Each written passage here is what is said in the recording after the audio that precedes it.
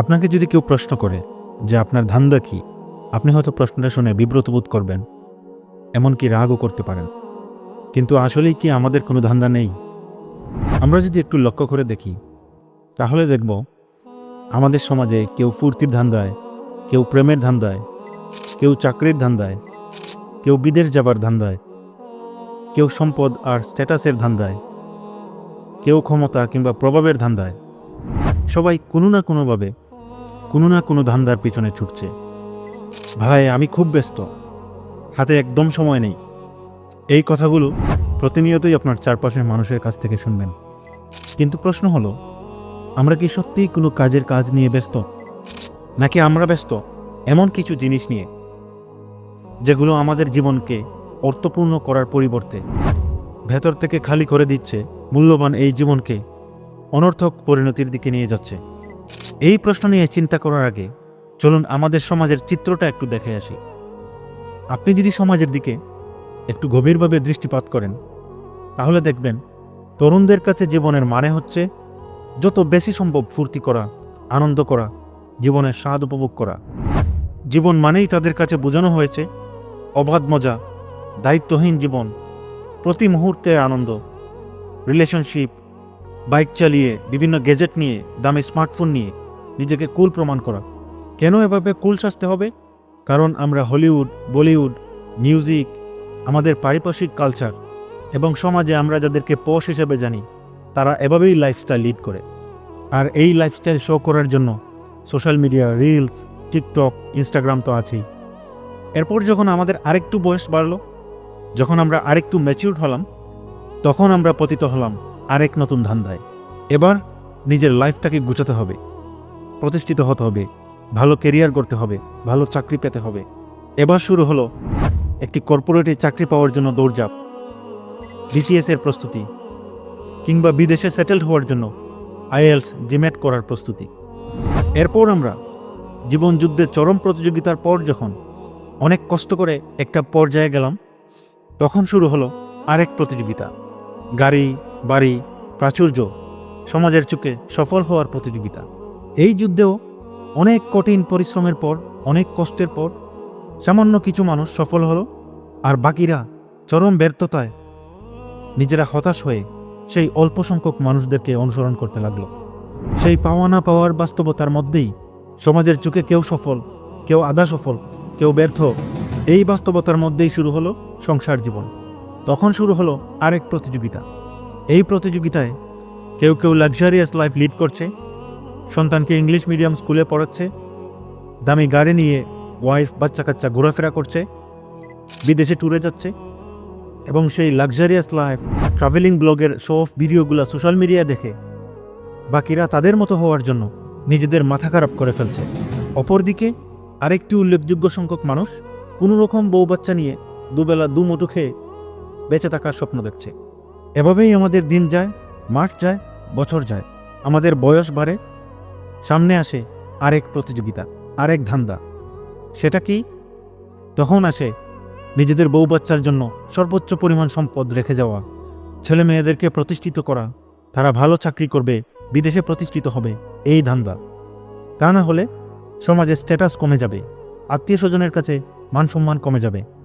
সেই স্বপ্ন হয়তো কিছু সংখ্যক মানুষের পূরণ হয়, কিন্তু বেশিরভাগেরই পূরণ হয় না। তারপর আমরা বৃদ্ধ হই, আমাদের শরীরে নানা রোগ বাঁধে, তবুও আমরা নাতি নাতনি, সন্তান সন্ততির জন্য আরও বেশি পরিমাণ সম্পদ রেখে যাওয়ার আফসোস, আরও বেশি পরিমাণ সোশ্যাল স্ট্যাটাস অর্জন করার ধারণা থেকেই যায়।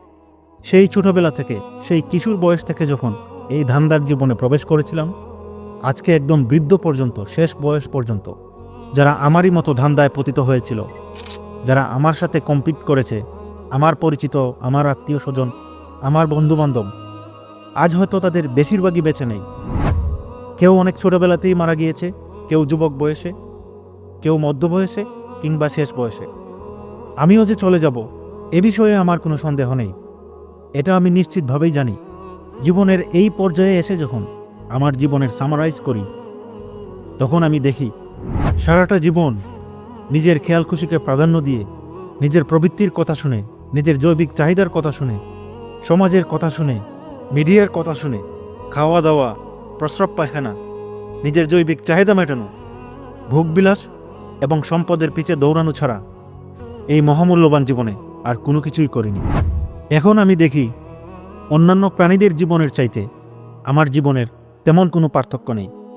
মানুষ হিসেবে আল্লাহ তাআলা আমাকে চিন্তা করার যে অনন্য ক্ষমতা দিয়েছিলেন, যে গুণের কারণে আমরা পৃথিবীর সর্বশ্রেষ্ঠ মাখলুক হলাম, সেই অনন্য অসাধারণ জিনিসটাকে জীবনে ব্যবহারই করিনি।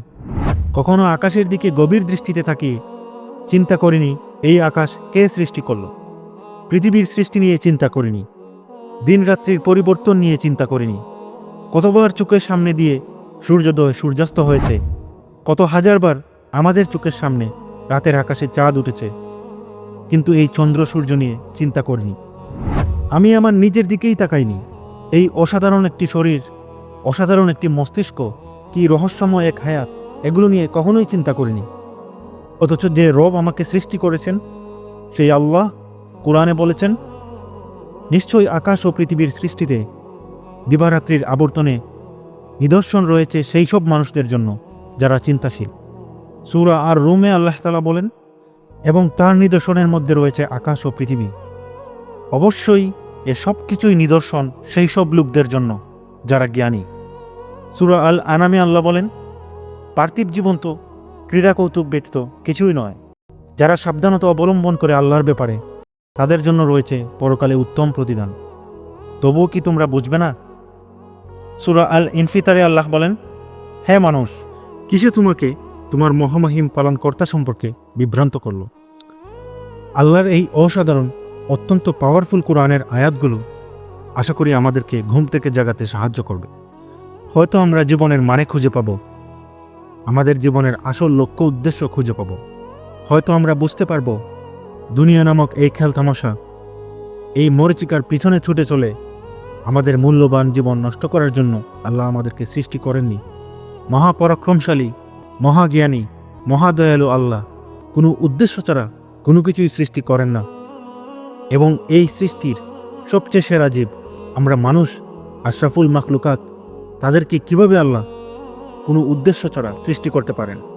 আমাদের জীবন তো হবে সেই জীবন, যে জীবন আবু বকর রাদিয়াল্লাহু তাআলা আনহু যাপন করে গিয়েছেন, উমর ইবনুল খাত্তাব রাদিয়াল্লাহু তাআলা আনহু যাপন করে গিয়েছেন, মুসআব ইবনে উমাইর রাদিয়াল্লাহু তাআলা আনহু যাপন করে গিয়েছেন, খালিদ বিন ওয়ালিদ রাদিয়াল্লাহু তাআলা আনহু যাপন করে গিয়েছেন, মুহাম্মদ বিন কাসিম যাপন করে গিয়েছেন, সালাহুদ্দিন আইয়ুবী যাপন করে গিয়েছেন, যে জীবন মুহাম্মদ আল ফাতিহ যাপন করে গিয়েছেন। আমরা তো সেই জাতি, আমরা তো সেই উম্মাহ যাদেরকে আল্লাহ এই পুরো মানব জাতি থেকে বাছাই করে সৃষ্টি করেছেন, যারা সৎ কাজের আদেশ করবে, অসৎ কাজের নিষেধ করবে, যারা এই দুনিয়াকে আলো দেখাবে এবং এই দুনিয়ায় আল্লাহর দ্বীন প্রতিষ্ঠার জন্য তার জীবন বাজি লাগিয়ে দিবে।